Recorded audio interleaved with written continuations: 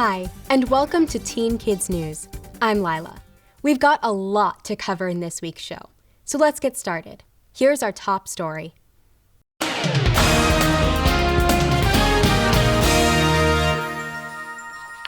Let's face it, growing up in the world today can be hard. From social media to safety in our schools, we face pressures our parents never did. And as Katerina reports, those pressures are affecting a lot of us in many ways.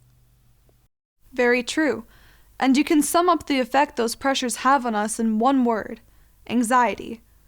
The dictionary defines anxiety as a feeling of worry, nervousness, or unease.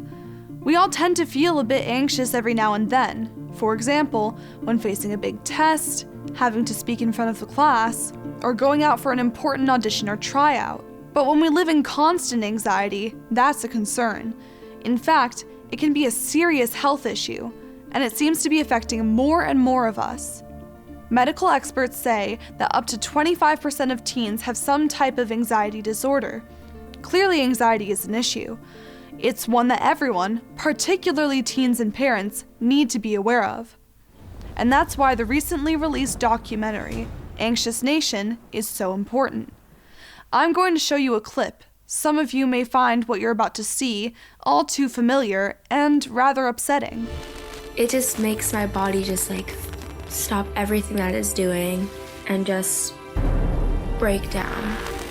I was hyperventilating. I was I can't breathe. I don't know what's going on. And she was like, I think you're having a panic attack.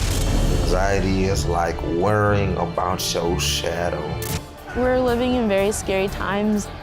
I worry a lot because of my racial background. School shootings, mall shootings, that's my worst fear.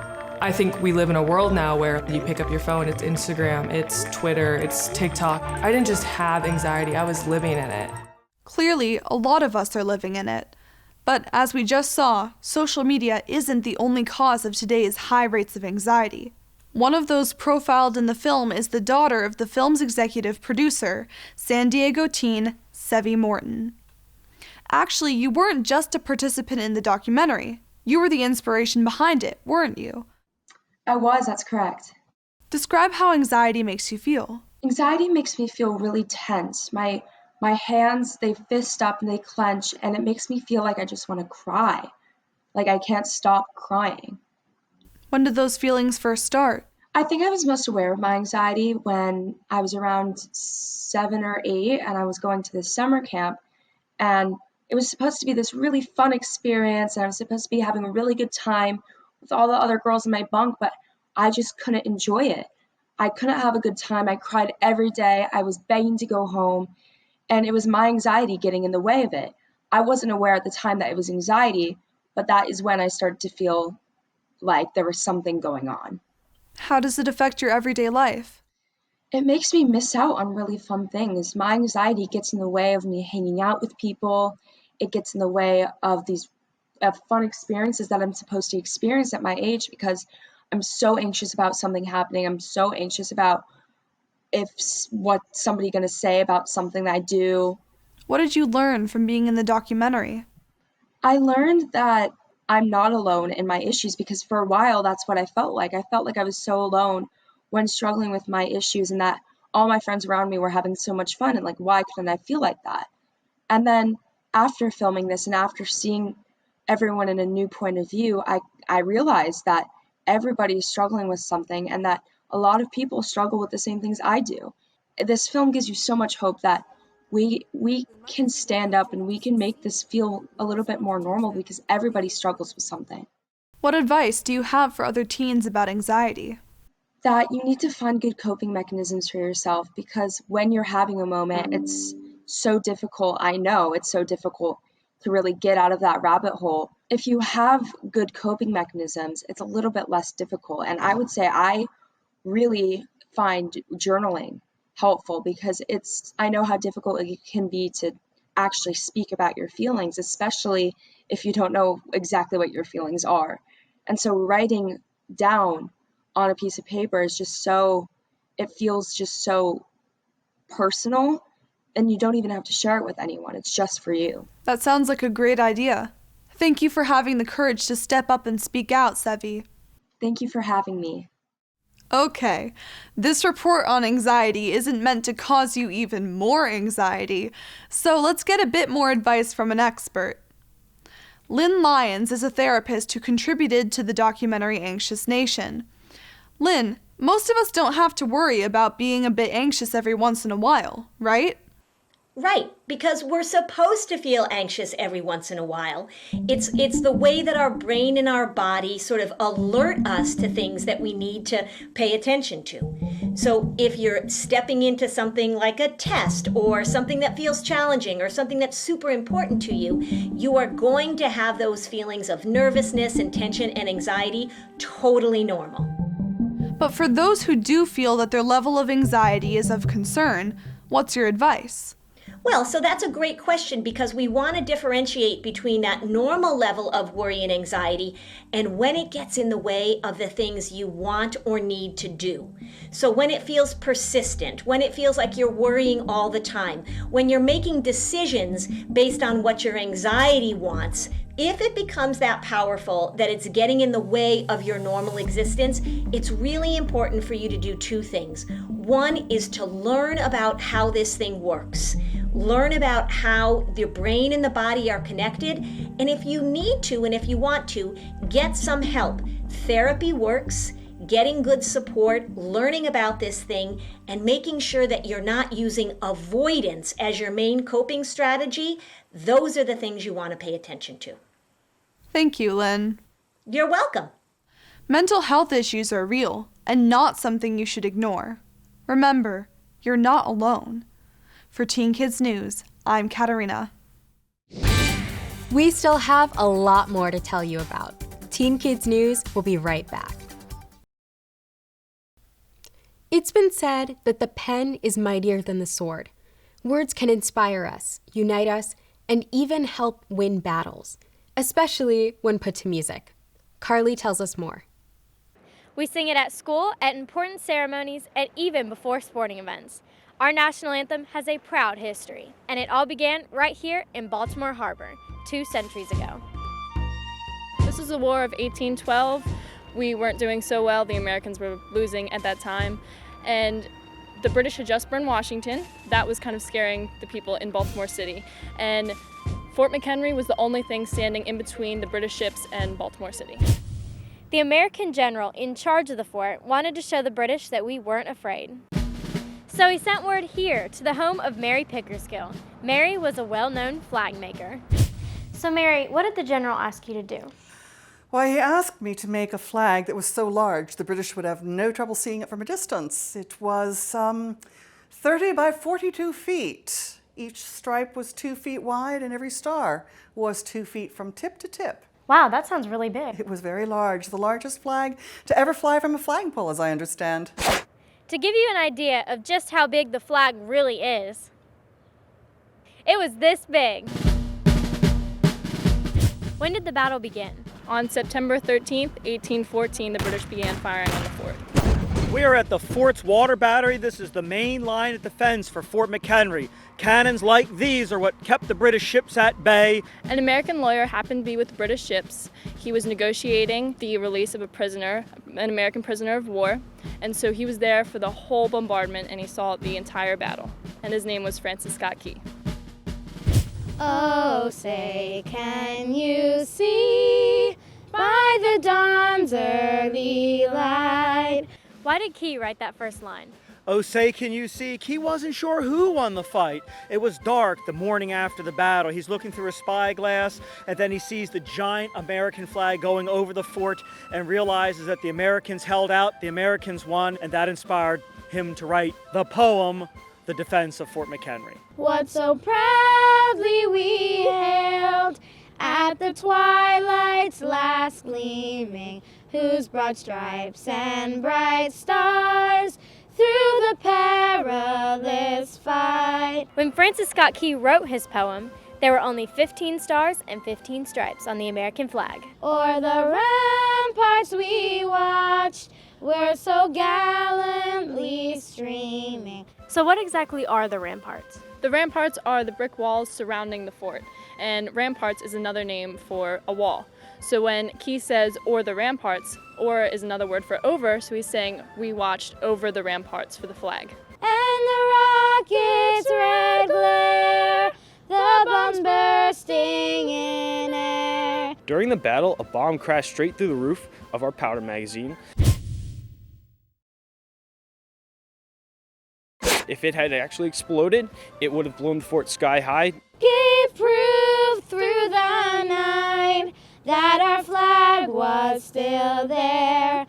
The British bombarded the fort for 25 hours, and they were out by Key Bridge, so they were 2 miles out on the water. Our guns could only shoot for 1.5 miles, so they were out of our range. So after 25 hours of bombing, they were not defeating the fort, and they weren't getting to Baltimore, so the British decided to leave. What happened to Key's poem? Well, Key went back to Baltimore, wrote the rest of the poem, and then he gave it to a local printer, and it was printed on handbills. It was an overnight sensation. To put it in modern terms, it went viral. It went up and down the Atlantic coast, and 2 weeks later, a music store, Carr's Music Store, changed the name from the defense of Fort McHenry to the Star Spangled Banner. When did it become our national anthem? It became the official national anthem in 1931. For a lot of years, it was sung like a national anthem. They called it a national air, but it really wasn't until the 1920s that a grassroots movement came afoot to make it official, and Herbert Hoover signed it into a resolution in public law in 1931. Oh, say does that star-spangled banner yet wave o'er the land of the free and the home of the brave? Yes, it does. 200 years later, our flag still proudly waves, spangled with a lot more stars. For TKN, I'm Carly. We've got to take a short break, and then we'll be back with more Teen Kids News.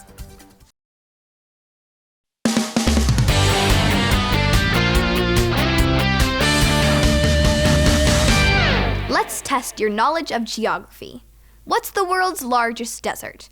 If you said the Sahara, good guess, but no. The Sahara Desert in northern Africa is certainly huge. It covers 3.5 million square miles. That's about the size of the United States, including Alaska. No, the world's largest desert isn't a place covered in sand. It's covered with snow. With 5.5 million square miles, the Antarctic desert is more than 1.5 times larger than the Sahara. If you thought that a desert had to be a place that's hot and dry, you're half right. It doesn't need to be hot, but it does need to be dry. To be designated a desert, a location must receive fewer than 10 inches of precipitation a year. The Antarctic gets fewer than 4 inches, making it a polar desert. In fact, the driest place on the planet is Antarctica's McMurdo Dry Valleys. It's also the world's windiest location. Blasts can reach 200 miles per hour. That's stronger than the winds of a Category 5 hurricane. A lot stronger. For Teen Kids News, I'm Alexandra. Safe driving takes a clear head, a steady hand, and good reactions. Unfortunately, you don't have any of those if you're driving impaired. To drive that message home, here's a video from the National Road Safety Foundation. Hey guys, did you get the text about the party? Yeah, I'm definitely down. Me too, but how are we gonna get there? I'll drive. I got my license last week, remember?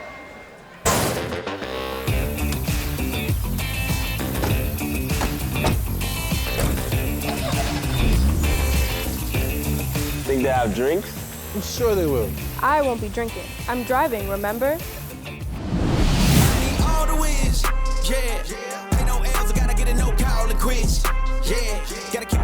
Drink with us.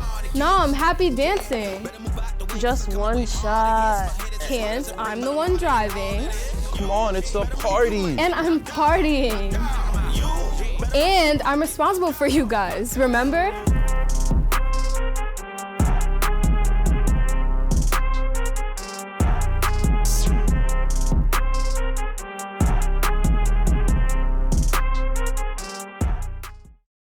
The NRSF produces lots of terrific safety videos each year. To get more info, like, follow, and subscribe to the National Road Safety Foundation. Teen Kids News will be right back.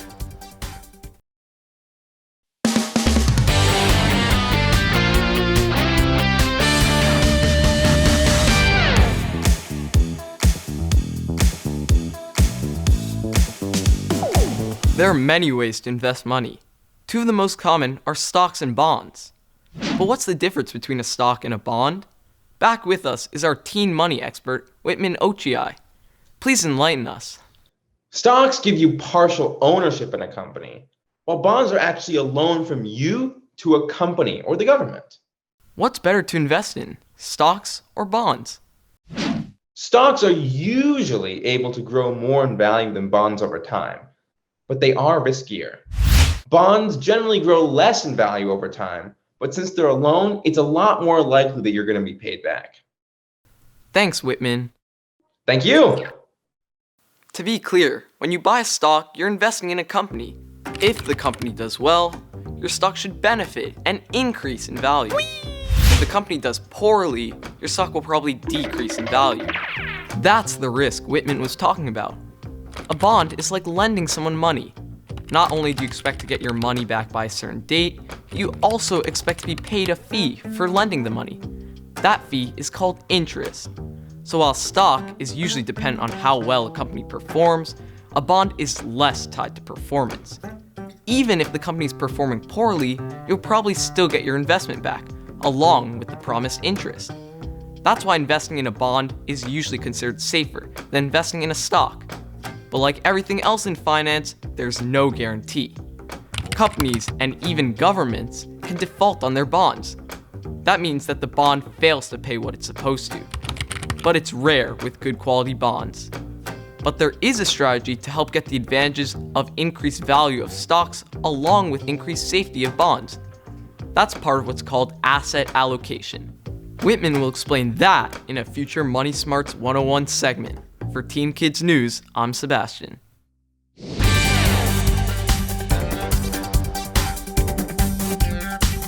You won't want to miss what's coming up next on Teen Kids News.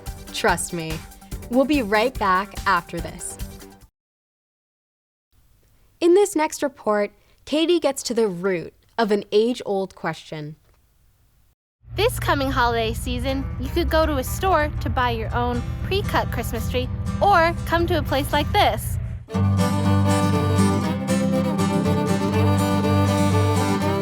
Called a tree farm, it has acres and acres of Christmas trees. There are usually maps available showing where the different types of trees are growing. Half the fun is searching for that perfect tree. All you need is a saw. The tree farm will provide one for you. But be careful, it's sharp. Since we often hear about the importance of protecting nature, cutting down a Christmas tree may make you feel a bit uncomfortable. But many experts agree there are benefits. First of all, it supports our farmers. Many tree farms are family-owned businesses. And unlike plastic trees, real trees are entirely biodegradable. They're often turned into mulch or compost, which is used to replenish soil. There's two main types of Christmas trees, spruce and fir. I prefer fir because the pine needles are softer. This one's a Douglas fir.